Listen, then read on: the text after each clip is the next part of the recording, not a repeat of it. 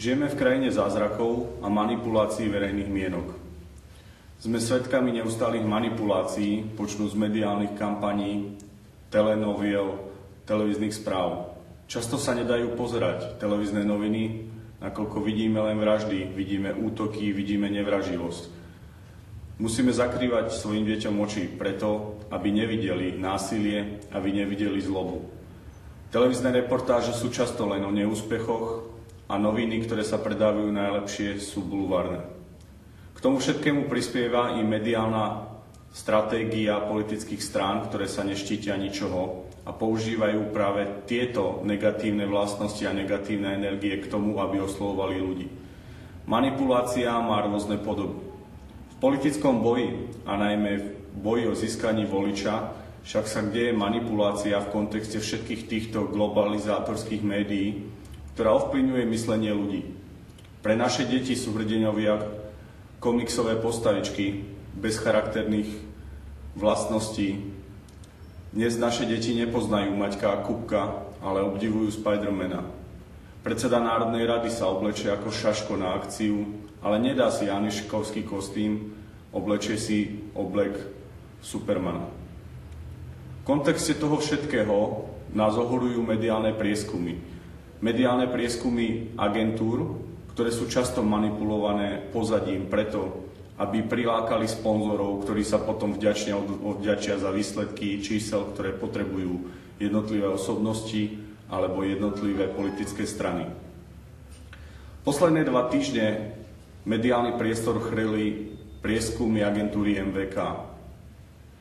Mediálny prieskum, ktorý urobila táto agentúra za týždeň, obsiahol témy a oblasti, ktorým sa seriózne agentúry venujú niekoľko mesiacov.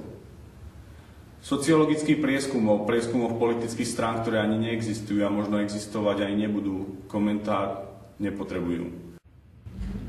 Sociologický prieskum MVK, ktorý nasledoval po prieskume politických strán o tom, aké šťastie je, že v tejto krajine vládne Iveta Radičová, dokonca 50% ľudí je s ňou spokojných, ešte viac je spokojných s pani Žitňanskou i s pánom Lipšicom, nehovoriac o prieskume obľúbených osobností, sú výsledkom toho, že vo verejnosti dochádza k manipulácii s číslami a je jasný cieľ ovplyvňovania verejnej mienky. Agentúry ako MVK poškodzujú meno nielen agentúr a sociológov ako osobností, a preto je možno na zamyslenie to, aby takéto agentúry svoj spôsob prieskumu, svoje vzorky, svojich respondentov mali pod prísnym dohľadom štatistického úradu. Možno je najvyšší čas preto, nakoľko si uvedomujeme, ako môžu ovplyvňovať takéto čísla myslenie ľudí, aby nedochádzalo k manipulácii verejnej mienky na požiadanie niekoho, ale aby tam bolo jasné a profesne stanovené limity, čísla, ktoré nás nepustia po to, aby sme sa potom mohli týmito prieskummi seriózne zaoberať.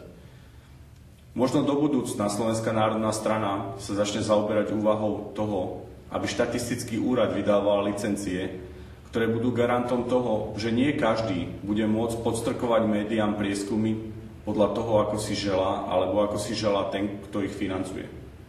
Je dôležité, aby boli spotrebitelia, občania aj každí príjemcovia chránení. Je dôležité, aby úrad v tak závažných veciach vedel jasne byť garantom toho, že nie sú to vybrané vzorky, že sa s týmto prieskumom seriózne pracuje, že sú to ľudia, ktorí sa svojej práci rozumejú a nie ľudia, ktorí sa nechajú bezcharakterne kupovať. I v kontexte toho všetkého vyznievajú výsledky prieskumov MVK, najmä posledných 3 prieskumov týkajúcich sa politických osobností, politických strán a obľúbenosti členov vlády, ako zmesou čísel, ktoré navarili čarodejníci z MVK na objednávku niekoho len preto, aby zaujali, len preto, aby sa niekomu páčili, ale nie preto, aby objektívne informovali ľudí. Je však smutné, že médiá sa zaoberajú práve takýmito šokujúcimi číslami a možno i z toho parazitujú takéto agentúry, ktoré by v názve slovo agentúry mohli mať len vtedy, pokiaľ im štatistický úrad bude garantovať všetky ich vstupy a výstupy.